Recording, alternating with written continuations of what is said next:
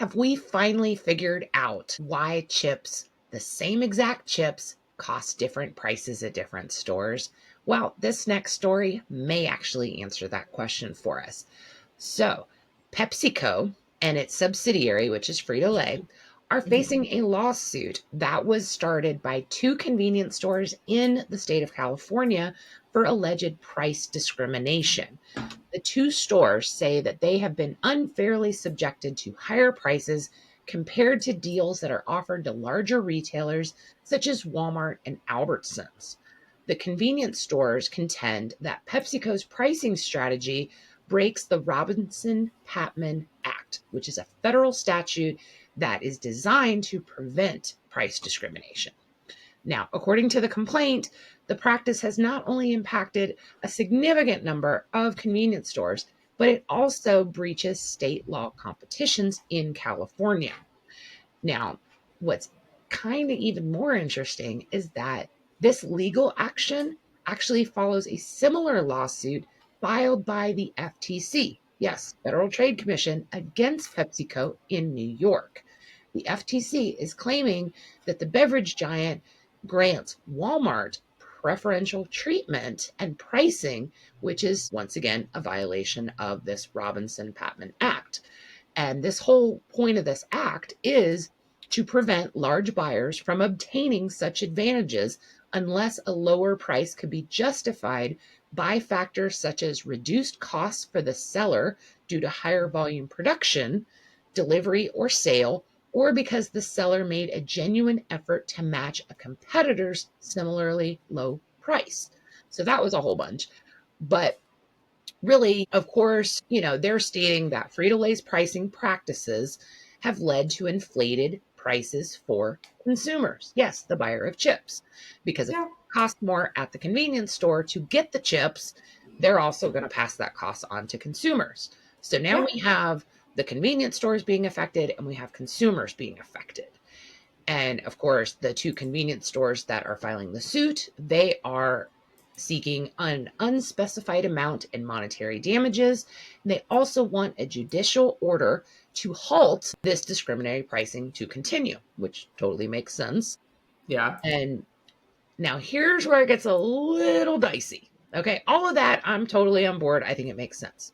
It gets a little dicey because these same exact convenience stores are also pursuing a lawsuit against Living Essentials, which is the maker of 5 Hour energy drinks, basically alleging the exact same thing.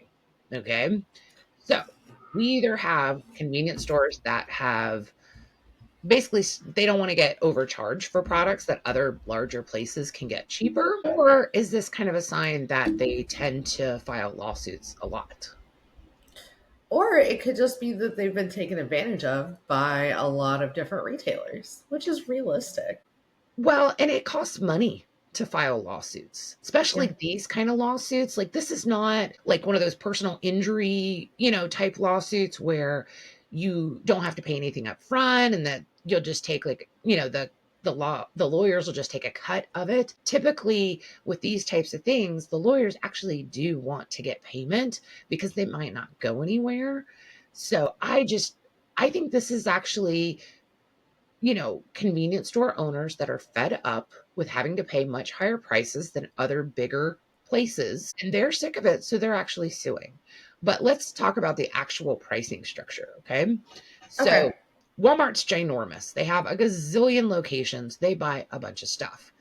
And Right. so it does kind of make sense that since they purchase so much product from Frito-Lay, that they get a little bit of a discount. Yeah. But when that discount is so big based on their volume, that's when it gets a little unfair. And I find it interesting because if you ever looked at a bag of potato chips, it actually says like the MSRP on it. It actually says this bag is $4.29. Right. And I remember the last time I went into a convenience store, the bag said $4.29, but they sold it for $4.99. That was really interesting because I'm like, how is that possible? Right. But here's the thing, Walmart sets their own pricing with Frito Lay. You know, Walmart can't just decide they're going to charge $1 for a bag of chips. So they have to work out an arrangement. Same thing with the convenience stores. So if they're purchasing it and they then have to sell it for $4.99 to make a profit, that definitely is going to affect consumers, the buyer Yeah. of the chips.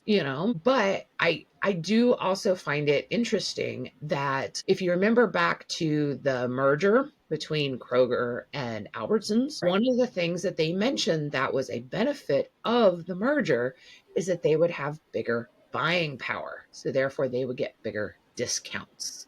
So Yeah. kind of makes sense when you think about it, because if you're buying the same amount of product, but now you're just buying twice as much and you're getting that little bit more of a discount, that's more profit.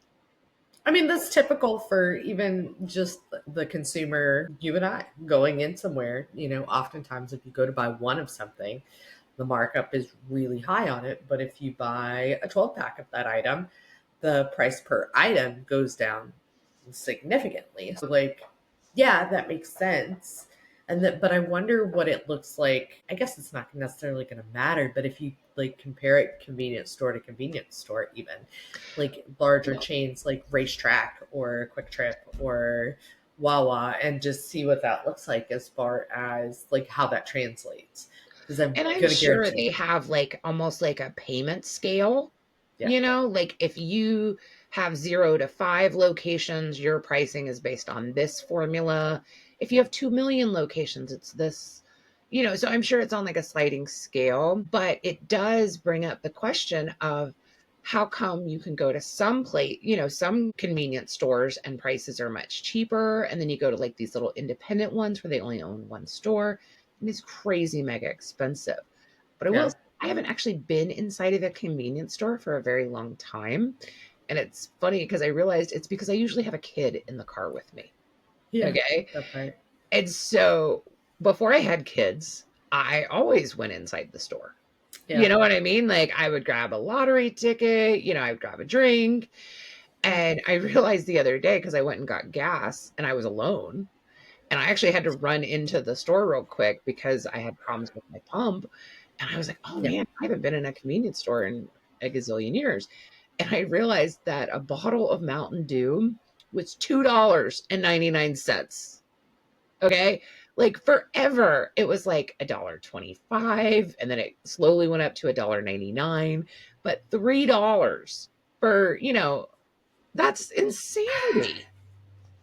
That's bonkers. I stopped drinking soda in general just because my stomach doesn't necessarily like it. But like, so I don't buy them. And I used to like randomly pick one up at the grocery store here and there. So that doesn't even happen anymore. But like, the soda's gotten insane across the board. We went somewhere the other day and they charged us $4 at a restaurant for a Coke. Holy cow, $4 Coke. and it doesn't cost, especially at a restaurant that has like a fountain, it Yeah, does not cost $4. no, that's a lot. I think that's the other half of why I stopped drinking sodas. And like, I like kind of put tea in its space, but even then, like, that's rare. We've started making our own tea at home because that's kind of off track. But nonetheless, like, it's amazing what you can get away with when you're kind of a captive audience in a way. Yeah. You know what I mean? And as a small convenience store, you are a captive audience because if you don't have those things, it makes it really hard to have consumers buying anything. So I think that's why a lot of times you see smaller brands, like rather than Lay's, you see Wise and Oots. Is it Oots? I think Utz? so. I think Utz, UTZ? UTZ. Yeah. Yeah, Oots. Utz. Yeah. I don't know. Oh, I want to call it Oots. Oots.